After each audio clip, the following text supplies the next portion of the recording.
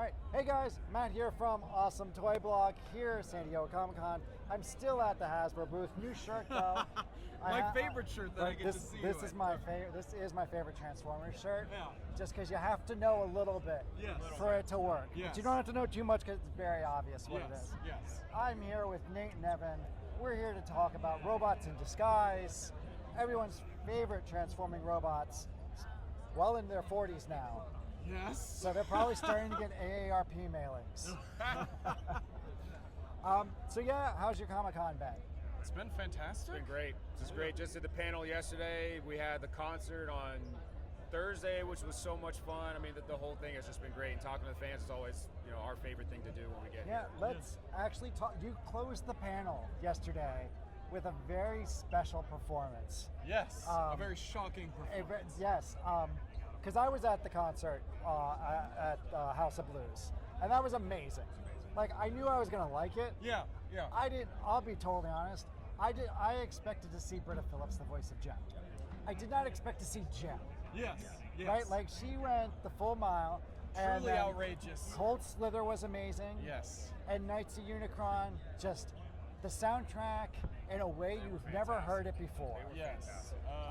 Almost brought the house down, I think, with how amazing that show was. But then that was incredible. We got an acoustic performance of the touch at the end of the panel. Yes. How, for you guys, because you live and breathe Transformers every single day. Yes. How special was that for you guys?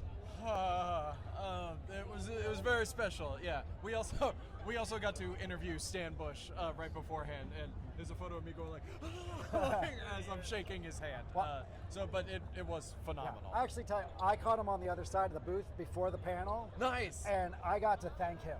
Yeah. Because I've listened to that soundtrack for 40 Countless. years. Yes. Right? Like my brother still has his cassette version. Okay. I had the CD. Okay. And the CD was a gift from my dad for Christmas when I was like 8. Okay. And it's like I still have it somewhere as well. Yeah. It's very important. Yeah. And I mean, I think, the Apology Tour and celebrating the 40th of the movies, you've got the right thing, but I think you might be off on one beat, because the movie has one other very coming of age moment for young fans. And that would be Spike's use of language. Only in the special edition versions that you could find. No, or when you're that kid, or you saw the actual the opening weekend. Yeah, the with their theatrical brother, release. Yeah, and you get your that was my very first movie with a swear word. Really? Was Transformers the movie. Well, it still only had that PG rating. It did. And there's technically 2 in the movie. Yes. Yeah. Yeah. Well, the one really stands out there. Yes, it does. So I think that, while we're all sad about Optimus Prime, I do think we need to celebrate Spike's growth. Spike's, and the growth that he inspired among young people of that age. I am sure many a kid cursed as well after hearing that. Yes, that was truly a moment that is now erased from time in many versions of the movie. I don't know. So I grew up with the classic VHS of the movie. Yes. And so it wasn't until, I think it was actually the same Christmas year that my dad got me the CD soundtrack of the movie, that he had special ordered the Canadian release of the VHS that had the extra 30 seconds in the movie of him cursing. Yes. And seeing that for the first time as a kid, it was like, what?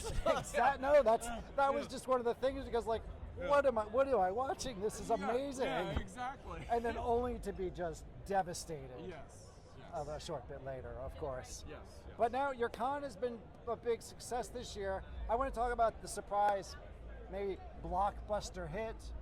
I mean, 40 years on from her career, and Jem's hitting #1 on your sales board. Yes. Every single day, Blaster and the Jem collab is sold out. We have been pleasantly surprised. Yeah. Let's just let's give Blaster and Jem their dues. Can you talk a little bit about the process of bringing that release to life and sort of the considerations that you went into with it? To be honest, it's pretty simple. So when we were, I'd like to think it was harder, but you were the idea guy. I mean, it was so I work on the collabs as well, and the strategy we do is just trying to find properties that are kind of Transformers adjacent, where we think the fandoms might be a little bit of overlap. I think you'll see in 27 and 28 we're going to branch even farther out. I cannot wait for next year where some of the stuff we're going to be showing off. But this was something that, I love brands that we own. It makes Obviously, things a lot right. easier. Yes. Approvals have to be much better. Approval, so when the approval can be like me and Evan approving it is always easier. And Brian Parrish, a shout out to him who does almost all of the collabs. Yes, he does. Evan did the Naruto one, which was incredible. Anything that is usually anime adjacent, I will touch. Yes. But this was like we were going through, like we decided to do 2 con exclusives for the first time in a long time. And I just had this idea for the gem one for a long time, and for whatever, lots of different reasons it happened. So eventually everyone got aligned. I was like, hey, Evan, let's do a gem. And he's like, I love it. I'm like, make it cool. All right. And Evan made it cool. Awesome. Yeah. Well, you two should be very proud of what you pulled off. I think mean, so. it is the first sellout every single day of the show. Yes. We also have to give big props to Tomo-san over at Takara Tomy, because when I had put together the initial drawing and the plan, he is so good at taking them and just turning the dial to 11. Like, quite literally, it was like, oh, but what if we also include a transforming guitar that goes to a keytar? And I was like, Tomo, that is perfect. That is 100% on brand. That's so, awesome. yeah, No, always got to give them a And proper I think shout out. the question now is, do we have to do the Misfits? I think we have to do the Misfits. It does feel like it just based on the response. We know he's You waiting for the you- Rock and you- Roadster. all right, so I wasn't gonna bring it up. No, well, I just did. But you guys opened the door. Yes, I do think there's room for one other very natural collab for Gem, and that is, of course, the Rock and Roadster. Yep. And I don't know all the rules and all the laws, but there's already a vehicle very, very, very, very, very similar to the Rock and Roadster, and his name's Twin Mill. Yeah. So, I think Twin Mill could very easily be a synergy. Okay. Yeah. Twin Mill is in our case right now. Right. Yeah. I mean, Yeah. it's, Hot Wheels team. yeah. Okay. Yeah. So, and actually, we'll stick on collabs for a minute, because I think the collabs are a really interesting corner of Transformers, right? You're not bound to fiction necessarily. Yeah. You don't have to be screen accurate. Exactly. What, to you guys, makes a good collab? Ooh, that's a good question. I think just seeing the fans' response and the people that are not wearing a Transformers shirt, who might be wearing some anime I've never heard of, or Marvel, or Star Wars, or Star Trek, will fill in the blank, and then be like, where can I get that? Yes. That to me is like, okay, we struck on something that people are looking for. That, again, we can't lean into G1 and Bayverse or Beast Machines or whatever. Like, that can't keep the brand going for the next 40 years. We need to introduce younger fans in particular and get them into the fandom. So when they have, like, again, we got Scooby-Doo there, Mystery Machine, so you've got people like us who grew up with it, then all the different iterations, like the live actions from like the early 2000s, like, with such an evergreen brand that a lot of other people are interested in, that you bring them into Transformers. So that's exactly like what we're trying to do with the collabs, like NFL, for example. Yep. Again, trying to introduce really cool toys as you convert more than meets the eye, and get them to be like, maybe that's your first, and then maybe you're like, oh, well, look at that incredible dinosaur behind these guys, and now I got to get that one, and then grow So they're a with fans. gateway drug. Yes. Yeah. Taking it down to the most simplistic thing, getting non-Transformer fans excited about Transformers. Actually, I was in Walmart, and I heard the NFL collab was on the shelves, and I heard the most interesting piece because they were going through them. They were like, but they're all good guys. Oh. And I was like, well, duh. I'm like, obviously they're not going to make one team evil, because then that team will be mad at Hasbro.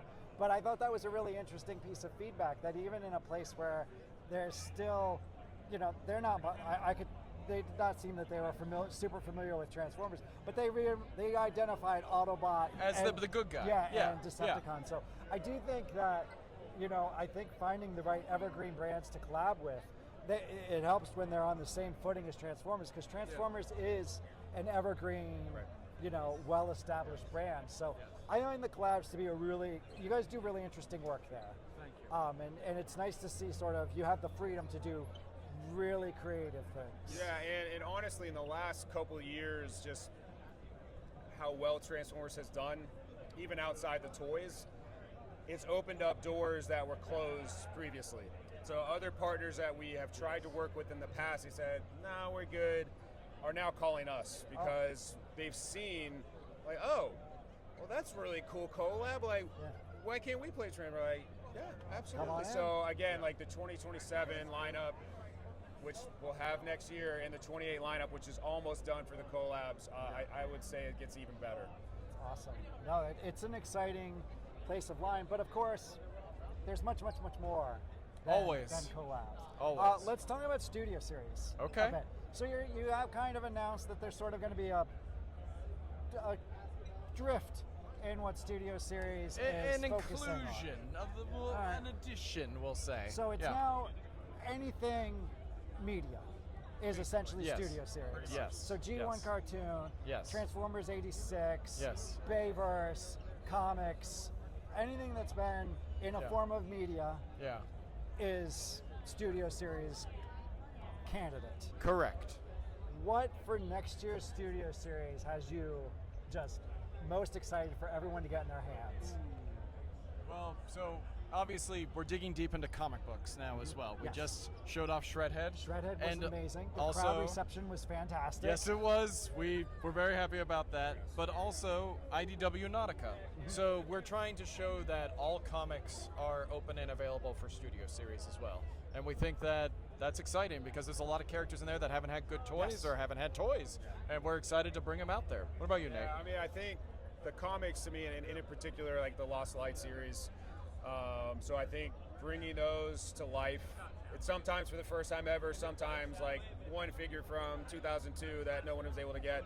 So I think diving into the comic books where there's just so much love, but then also going after some weird things. I mean, or maybe not as mainstream. I think Beast Machines is something that honestly is probably one of the biggest asks. So many requests. So many Beast Machine requests, which has been kind of surprising. Yes. I mean, and we agree. But that's what I'm so excited about, opening the doors to Studio Series for, and like you said, everything for media, because now there's a lot of fans who's like, does that mean, yes, it means that. Well, what about, yes, it can mean that too. So that is very exciting that a lot of the neglected fandoms are going to finally get some time to shine. So in the age of the primes and sort of generations, you guys have done a great job sort of sampling the past. I specifically, one of the things I love about G1, because I'm old, I love G1, were the pack-ins. And I've got a question, how do you feel about Mini-Spies? Well, I have something to pitch. Okay. I have a pitch. I am only laughing because Mark, every other meeting, talks about Mini-Spies. So here you go. Yeah. Blind box cased. Okay. Couple different molds. Okay. Couple colors. Just so that you don't know what you're getting. Don't know what and different faction symbols. Okay. So not just Autobot Decepticon. So do you also want them to have rub signs as well, like the old? I always want. I want everything to have the rub signs. Gotcha. I literally want to be just. I want everything I buy to have a rub sign. Gotcha. Not just my Transformers, because that is 100%. Right? Yeah. I mean that's literally that's just. You know, well, I'm in Phoenix, so my rub signs always show. I haven't seen a black rub sign in years. But no, Mini-Spies, I think there's something really cool there because when you think about, and I hate using this word, but I'm going to use it, gimmicks that have been introduced. We use that word. I mean, it's or feature. That's so much better. That's not quite, it doesn't have a negative connotation. Okay. But when you think of the gimmicks in Transformers, some land really well and some don't. And where it works with Mini-Spies is they truly are robots in disguise. Yes. Right? Because you don't know what faction they are. You don't. You've just got this random solid yellow dune buggy. And no name. Yep. So I think there is an amazing opportunity for the current Hasbro team to sort of take that concept and do something really, really fresh with it. And it's something that's not been touched. No, not since the originals. Right. Yeah. So if I think that's. I see the blind boxes. Right on popular shelves, trend. Right. I mean, and I hate the fact that I'm actually asking for a blind box. Please have codes. But I think that's an amazing idea. Okay. But it's going to be a huge year next year for Transformers. Yes. Reveals through the year. You guys going to be at New York Comic Con? Potentially. I believe we'll be at New York Comic Con. Still firming up the plans. Hopefully that will be part of the roadshow for HasLab. Okay.